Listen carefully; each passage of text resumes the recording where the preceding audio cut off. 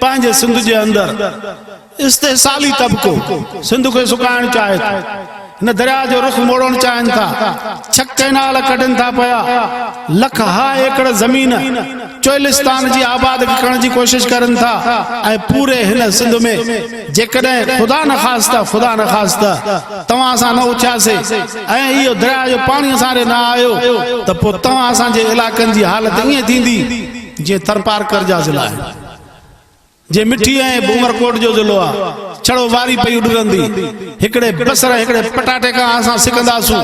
हिकड़ी भिंडी का सिकंदासूं पो असां ओने मथे तकींदासूं त वारो को तहां जो त असां खाऊं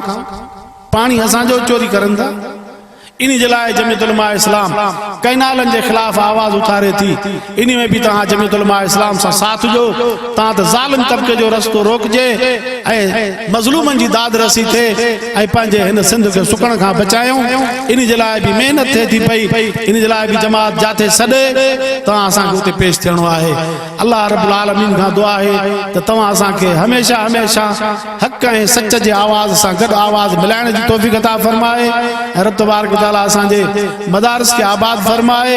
अल्लाह तबारक तआला असांजे रिज़्क़ रोज़ी में असांजे भाइरन के मदद ऐं उन्हनि जी मदद फरमाए उन्हनि के बरकत अता फरमाए जेके मरीज़न के शिफ़ा दे जेके दुनिया छॾे चुका आहिनि अल्लाह तआला उनजे क़ब्रन के मुनव्वर फरमाए तव्हां असांजी हाज़िरी के क़बूल फरमाए आखिर दावाना अनिल हम्दुलिल्लाह।